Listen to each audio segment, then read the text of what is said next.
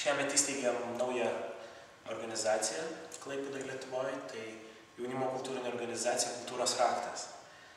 Tai mano savanoriška veikla praktiškai tik prasideda ir aš be proto tuo džiaugiuosi, nes buvo labai ilgai puoselėta šitą idėją.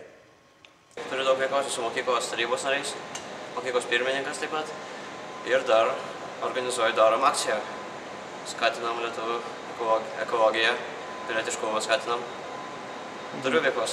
Jau 2 metus šiaip esu įsisukusi iš Žvejionės veiklą ir viskas prasidėjo nuo paprasčiausio domėjimosi ekologija, o tikrai ne savanoriavimu.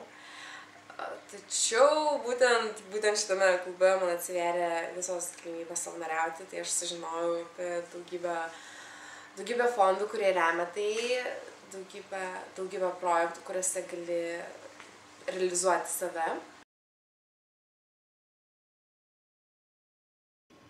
Tai yra veikla, kai tu atiduodi savo širdį ir tu džiaugiesi dėl to, kad tu neprašai nieko atlygio, kad tu sugebi atrasti grožį ir atrasti tą vertę. Tai yra puikus būdas save realizuoti, tai puikus būdas išreikšti save daugelį veiklų. Aš manau, kad tai yra daugiausiai ne tai, kad tu gali kažkam padėti, bet tu gali padėti labiausiai pat savo, suvokdamas, ko tu nori, dėliodamas savo prioritetus, vertybės.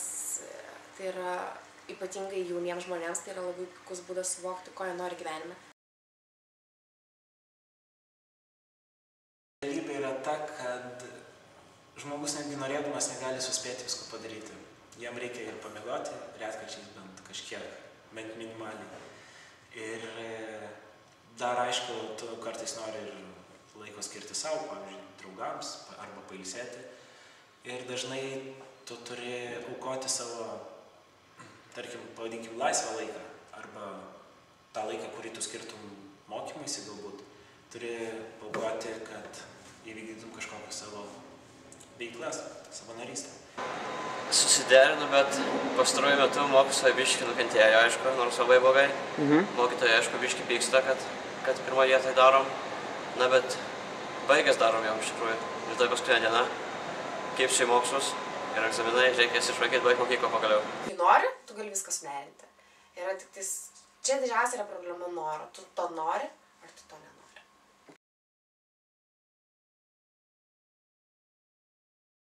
Savanoriaudamas gaunu patirties, kurios iš niekur nenusipirksi. Duoda patirtį, duoda žinių, duoda įgūdžių.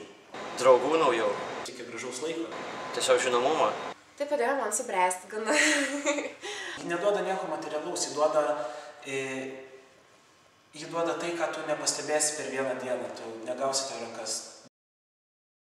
Jeigu pradėsi gilintis kažką skirinėti, tai nuplauks visi tavo visos akcijos, viskas šunė atadėgos, tiesiog kaip darai, reikia mąstyti, tiesiog, va, aš darau ir susikoncentruoti ties to dalyko, o ne kažką galvoti, kokia tau nauda iš to. Norėčiau ir graikam palinkėti tokio energijos tokios tiesiog, kad visi susikoncentruoti ties vienų dalykų ir daryti. Ekologija yra super.